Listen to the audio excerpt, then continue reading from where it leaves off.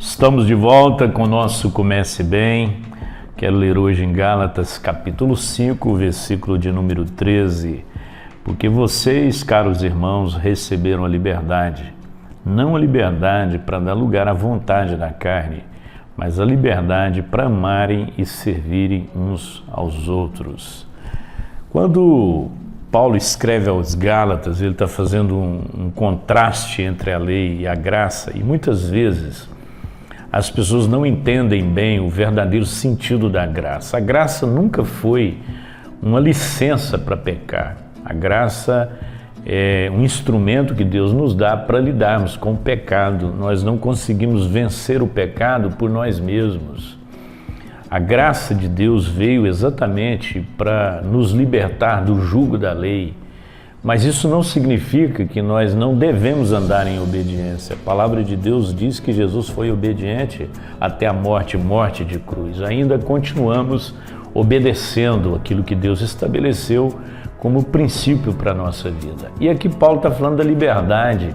Nós éramos escravos do pecado e fomos libertos por causa da morte de Cristo e da sua graça, do seu favor imerecido. Mas muitas vezes nós estamos fazendo exatamente o que a igreja da Galácia estava fazendo. Os irmãos estavam usando da sua liberdade para dar ocasião à carne, para fazer aquilo que a carne queria. Então, nós não somos livres para fazer o que nós queremos.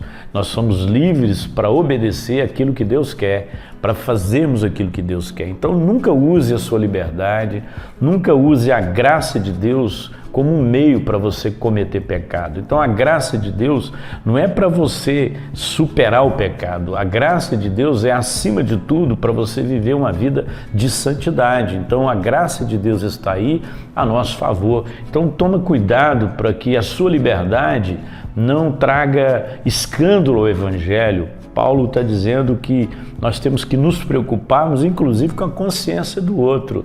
Muitas vezes nós não escandalizamos por algumas coisas que fazemos, mas escandalizamos os outros. Então nós estamos usando a nossa liberdade para dar ocasião à carne. Então a lei do amor tem que imperar. Então a liberdade é para servirmos uns aos outros em amor. Então nunca dê liberdade ou nunca dê ocasião à carne em nome da sua liberdade. Assuma a sua liberdade com responsabilidade.